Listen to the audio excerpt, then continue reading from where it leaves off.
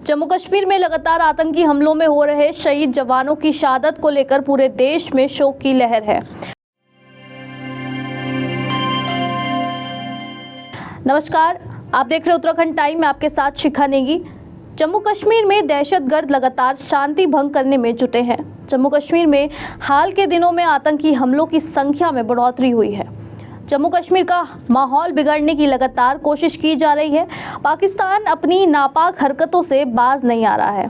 15 जुलाई को जम्मू संभाग में पिछले 8 दिनों में दूसरी बड़ी मुठभेड़ हुई है। डोडा मुठभेड़ में 3 जवान और 1 अधिकारी बलिदान हुए हैं। 8 जुलाई को कठुआ मुठभेड़ में भी 5 जवानों का बलिदान हुआ था। दोनों ही मुठभेड़ में दहशतगर्द हाथ नहीं आ पाए। दोनों ही हमलों की जिम्मेदारी आतंकवादी संगठन कश्मीर टाइगर्स ने ली है। आतंकियों की तलाश में जम्मू संभाग के अलग अलग इलाकों में चल रहे सर्च ऑपरेशन के बीच दहशतगर्द फिर नुकसान पहुंचाने में सफल हो गए हैं। हालांकि आतंकियों के इस वारदात का बहादुर जवान जल्द ही बदला लेंगे। जम्मू संभाग के जिला डोडा के देसा वन क्षेत्र में सोमवार को आतंकियों के साथ मुठभेड़ हुई। देर रात तक चली मुठभेड़ में सेना के अधिकारी और जवान घायल हो गए हैं। घायलों को अस्पताल में भर्ती कराया गया। इलाज के दौरान मंगलवार तड़के कैप्टन सेना के 3 जवान वीर गति को प्राप्त हो गए हैं। 5 सैनिकों के बलिदान के गम में देश अभी उभर भी नहीं पाया था कि आतंकियों ने 5 और बहादुर सैनिकों की जिंदगी छीन ली। आतंकियों की तलाश में डोडा के देसा इलाके में गहन तलाशी अभियान चलाया जा रहा है।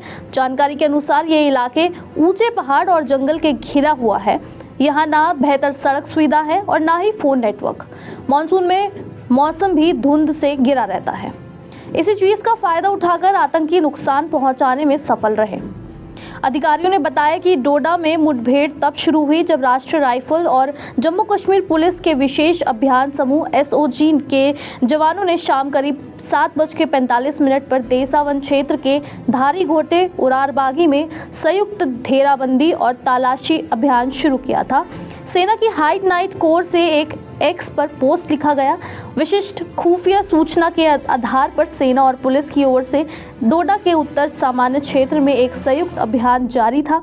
रात लगभग 9 बजे आतंकियों के संपर्क स्थापित हुआ, जिसके बाद भारी गोलीबारी हुई।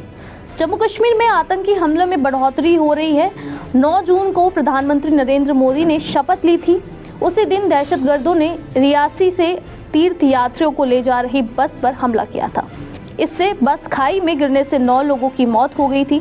आतंकी की ओर से 9 से 11 जून के बीच 4 हमले किए गए थे। 8 जुलाई को कठुआ के बदनोटा इलाके में सेना के गश्त दल पर भारी हथियारों से लैस आतंकवादियों के एक समूह को घात लगाकर हमला किया गया था। हमले में 5 जवान बलिदान हो गए थे। जिला कठुआ के पहाड़ी क्षेत्र बदनोता ने घायल सेना के जवानों में आतंकियों का डटकर मुकाबला किया था। घायल जवानों को बचाने के लिए सुरक्षा बलों में आतंकियों पर करीब 6000 राउंड फायर किए थे। इससे आतंकी भागने में मजबूर हो गए थे।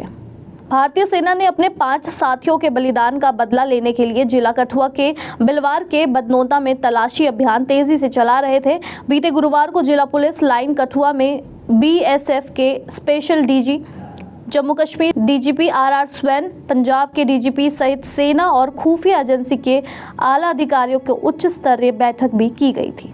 इसके साथ ही जम्मू कश्मीर में डोडा में हुए आतंकवादी हमले को लेकर सरकार अब सख्ती के मूड में है। रक्षा मंत्री राजनाथ सिंह ने इस हमले के बाद सेना प्रमुख जनरल उपेंद्र द्विवेदी से फोन पर बात की। उन्होंने सेना प्रमुख को आतंकी घटनाओं को लेकर सख्ती से पेश आने के साफ निर्देश दिए हैं।